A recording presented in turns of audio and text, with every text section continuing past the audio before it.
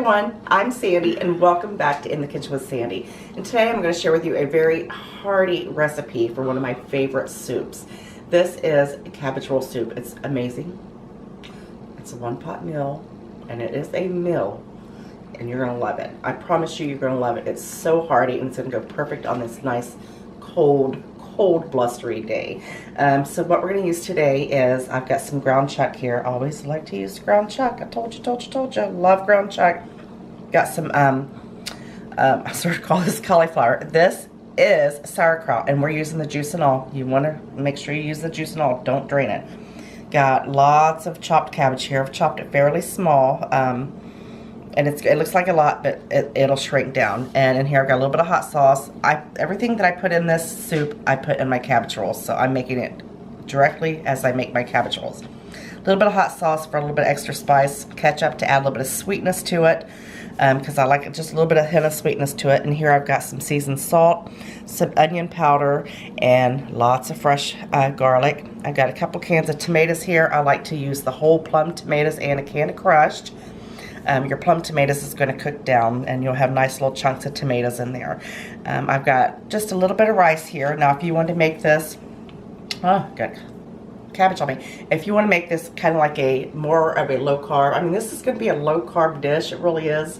Because if you think about all the carbs that are going into it, if you're carb crazy, or carb, don't want to offend anybody, but if you're a carb king like my husband, the amount of carbs that are in here compared to the big pot of soup is very little for your helping. So you don't have to worry about it if you're if you're on that carb kick. And if you don't want to use rice, you can go ahead, you can just not use it at all, or you can use a little bit of the cauliflower rice. That would be perfect. Like I said, I've got my tomatoes here and I've got some beef broth. I'm going to use a little bit of pepper. I'm not going to add any salt to it just yet because my beef broth and my sauerkraut has salt in it. So we'll sample it and taste it, see what the broth is like before I add any salt. And also you're going to use a little bit of water. And that's it. This is amazing. I promise you, you're going to love it. You're going to love it. That's all I can say. So let's go to the stove and get started. Okay, I've already added my hamburger, or ground chuck to my pan. And what we're going to do here is we are going to bring this up to temperature. I've got it on about medium high to get it started. And we are just going to brown this. That's all we're going to do. Break it up real good and brown it. And if you notice, I did not add any of my flavorings to the hamburger as I'm cooking it. And I'm going to tell you why. A little secret when you're cooking hamburgers and soups that you have to drain your grease off of. I like to add it after I drain the grease, because if you keep this all together, all those flavors are in that grease as well. You're going to drain that right out of there. So I'm going to add all my flavorings to this after it's drained. Okay, I've drained my hamburger really well, and now is the perfect time to go ahead and add your seasonings here. This is such a beautiful dish, and you can make this in a crock pot as well, but you do have to brown your hamburger first. Go ahead and give that a stir. Smell how wonderful that smells. Well, you can't smell it, but I can. I'm going to go ahead and add my ketchup. And the ketchup is just going to give it a little bit of a sweetness. Because the tomatoes are a little salty, so this is going to add just a little combination to that. And it's going to be wonderful. It smells amazing already. Add your hot sauce. If you don't want to put hot sauce in it, you don't have to put hot sauce in it. I like to put just a little bit in there because it adds a nice little kick. I put it in my cabbage rolls as well. And then we're going to go ahead and add our tomatoes. Now those will cook down, plus you can cut them up with your spoon there. And your beef broth. Oh, it smells so good already. I love this stuff. I love it, love it, love it. I can make a pot of this and it's gone in a couple days. My husband really loves it. If you're a big fan of cabbage rolls, you're going to love this. It tastes just like the cabbage rolls without all the work. Go ahead and add all your broth, and I will have the written recipe down below. No worries, no worries. And then we're going to add our other tomatoes as well.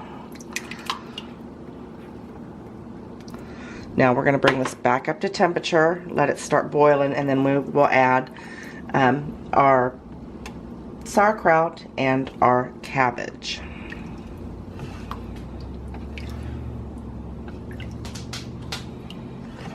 Alright, this is coming together absolutely amazing. I'm going to show you what I'm doing. I'm taking my tomatoes. Well, I've already done most of them. But you just kind of, or you can cut them up beforehand if you'd like to. But I just kind of take them to the side there and just kind of chop them to bite-sized pieces. They will cook down as the soup cooks. Okay, now this is coming to temperature, so what I'm going to do is, it's already heating up. I like for it to heat up a little bit because it'll wilt the cabbage a little bit faster. But go ahead and put in your sauerkraut. Try not to splatter your little self. Oh, this is so good. It smells just like cabbage rolls. And then you're going to go ahead and add your cabbage. You might have to do it a little bit at a time because your pot is quite full.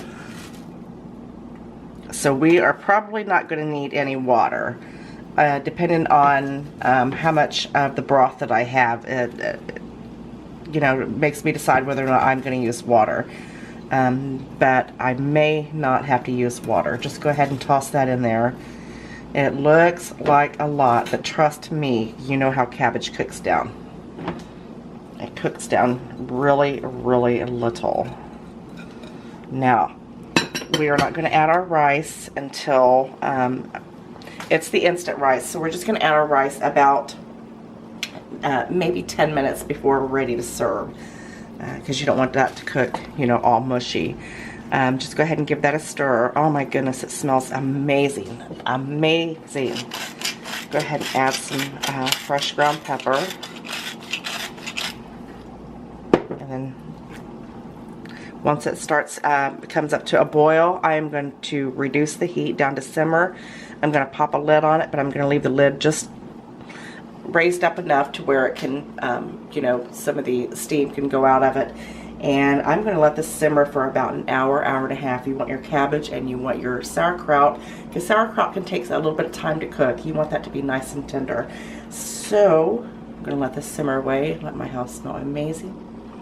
And I'll meet you back here when we're ready to finish this up. Okay, my cabbage soup cooked for about an hour and a half to 2 hours. I let it simmer very so slowly. My house smells absolutely amazing. And I did add the rice about, this is minute rice, so I did add the rice about 5 minutes before it was done. Turned it off, put the lid on it, you know, like you do cook regular rice. This is so delicious, so hearty, and it smells amazing. And if you love cabbage rolls, you're gonna love this.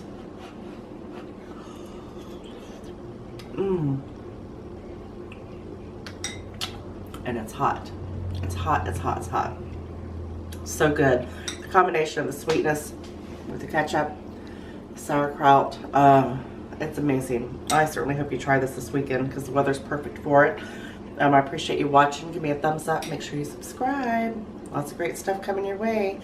I appreciate all of your comments, and I'll see you next time. You can get the recipe below. Bye.